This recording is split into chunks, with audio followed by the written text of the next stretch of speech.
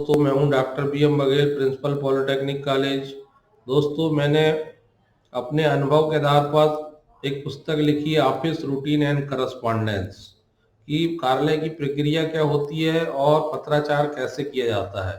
उसी को ध्यान में रखकर मैंने एक वीडियो बनाया था, नोटशीट टिप्पण कैसे करना चाहिए, उसमें किन बातों को ध्यान में रखना चाहिए, जिसमें आप लोगों ने बहुत उसको देखा और उसकी अपार सफलता उसमें मिली।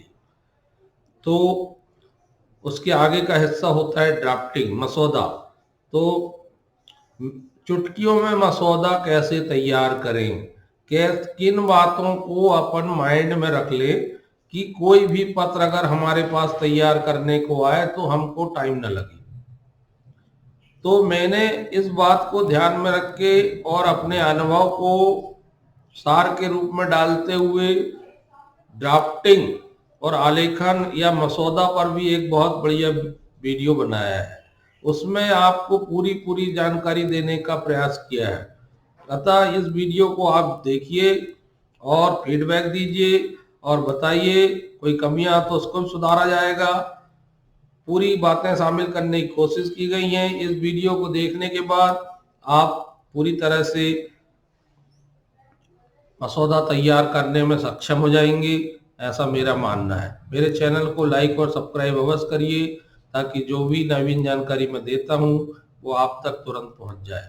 तो देखिए दोस्तों इस वीडियो को आगे। दोस्तों दुनिया में शायद ही कोई व्यक्ति ऐसा हो जिसे अपने जीवन में पत्र ना लिखना पड़ा हो या लिखना ना पड़े, क्योंकि जीवन से जुड़े कार्यों को समय पर पूरा करने के लिए कभी न कभी हमें पत्र लिखना पड़ता है। हमें कब, कैसे और किन बातों को ध्यान में रखकर पत्र लिखना चाहिए वह इस वीडियो में समझाया गया है। ड्राफ्ट क्या होता है? मसौदा सबसे पहले संबंधित अधिकारी की उसमें मंजूरी होती है, उसके बाद जारी किया जाने वाला संचार का एक कच्चा प्रारूप है, रेखा चित्र है, स्केच है। अर्थात जब भी कोई पत्र लिखा जाता है तो उसको अधिकारी को दिखाया जाता है रफ में लिखकर। फिर अधिकारी उस पत्र को जांच करता है कि पत्र सही लिखा गया कि नहीं, फिर वो अनुमोदन देता है, फिर वो पत्र बनता है।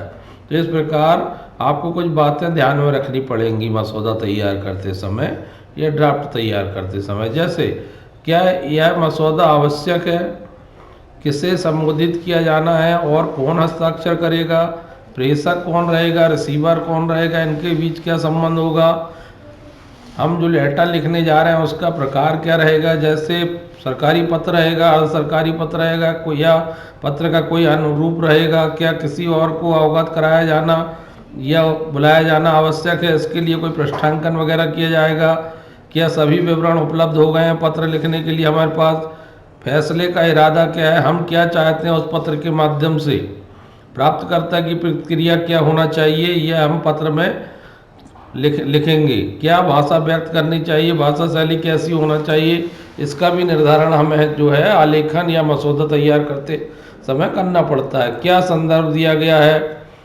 क्या यह तार्किक रूप से अनुक्रमित है, क्या इसकी उचित तात्कालिकता, सुरक्षा और ग्रेडिंग कर ली गई है।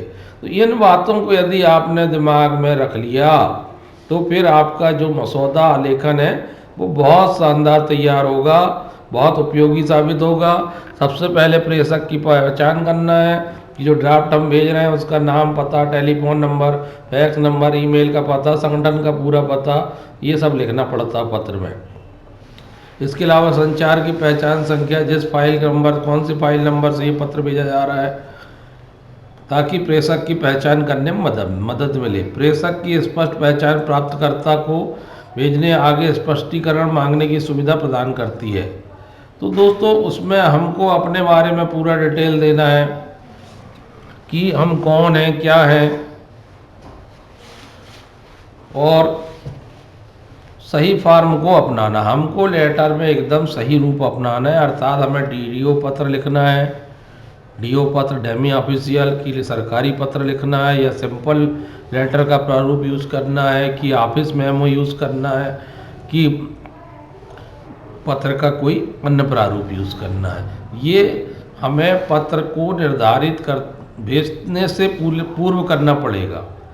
क्योंकि पत्र में लिखे जाने वाले कंटेंट के आधार पर, पत्र में लिखी जाने वाली बातों के आधार पर यह निर्धारित होता है कौन से पत्र का प्रारूप का चयन किया जाए। आज के समय में प्राय सभी कार्यालय इंटरनेट से जुड़ चुके हैं, तो अब जो है ई पोर्टल भी हर कार्यालय में बन गया है। ई पोर्टल माध्यम से पत्र आते हैं और ई पोर्टल के माध्यम से उनके रिप्लाई या जवाब जाते हैं। आजकल ज़्यादातर संचार जो ईमेल के माध्यम से होता है। ईमेल किस लिए उपयोगी हो गया कि प्राय सभी कार्यालयों में इंटरनेट आ चुका है, तो जहां कानूनी या वित्तीय निहितार्थ शामिल ना हो, जहां लीगल कोई बहुत ज़्यादा प्रॉस्पेक्ट शामिल ना हो, वहाँ हम ईमेल का यूज कर सकते हैं। साथ ही ईमेल के साथ हम हार्ड कॉपी पीडीएफ में बनाकर भेज सकते हैं हस्ताक्षर युक्त, तो वो लीगल फॉर्म हो जाएगा। तो इससे हमको जो है सरलता हो गई है कि हम छोटे छोटे कार्यों के लिए हमको पत्र नहीं लिखना पड़ता।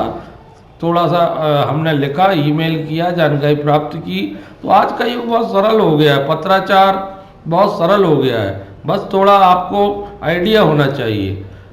और नेक्स्ट पॉइंट है स्पष्टता, संगति और एक रूपता होना चाहिए, क्लैरिटी होना चाहिए, कंसिस्टेंसी होना चाहिए, यूनिफॉर्मिलिटी होना चाहिए। पत्र में इन बिंदुओं को, इन विशेषताओं का पालन करना संचार की दृष्टिकोण से बहुत जरूरी होता है।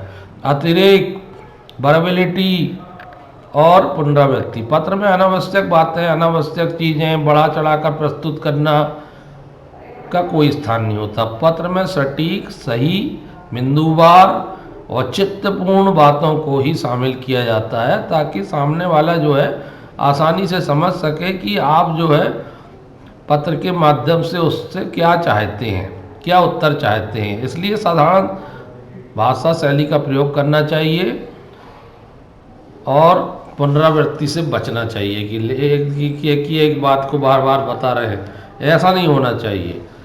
टू द पॉइंट अगर आप अपनाएंगे तो इसमें दिक्कत नहीं होगी। एक सारांश प्रस्तुत करना जरूरी होता है।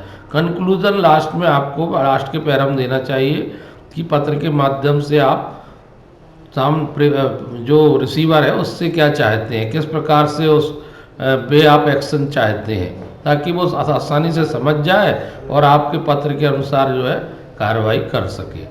हमारा उद्देश्य ही जो है कि पत्र लिखने का उद्देश्य कि हम किसी कार्य को कराना चाहते हैं और वो कार्य 100% हो जाना चाहिए, ऐसा पत्र का प्रारूप का चयन करना। हमको पहले ही बता चुका हूँ, ड्राफ्ट का अप्रूवल लेते हैं। अगर ड्राफ्ट के फाइल के साथ हमने, या ड्राफ्ट के साथ हमने मान लीजिए फाइल के साथ हमने 3-4 बार ड्राफ्ट बनाया है, तो उसको draft 1, draft 2, DFA 1, DFA 2, DFA 3 करके हम अप्रूवल प्राप्त करेंगे। ये नोटशीट के साथ होता है। कच्चा रफ ड्राफ्ट बना के हम अधिकारी के सामने प्रस्तुत कर देते हैं, अधिकारी जांच लेता है, अप्रूव कर देता है। इसी प्रकार हम जो है मसौदे में प्रॉपर मार्जिन छोड़ना जरूरी है। मैंने आपको बताया टू द पॉइंट, क्रमबद्ध तरीके से लिखना जरूरी है। एक के बाद एक बातों में तारतम्यता होना चाहिए। पहला बिंदु दूसरा बिंदु से जुड़ा होना चाहिए, दूसरा तीसरे से, अंत में जाके निष्कर्ष में इस प्रकार से लिखना चाहिए कि पूरे पत्र का विवरण 1 सेकंड में या 1 मिनट में समझ में आ जाए। धन्यवाद दोस्तों।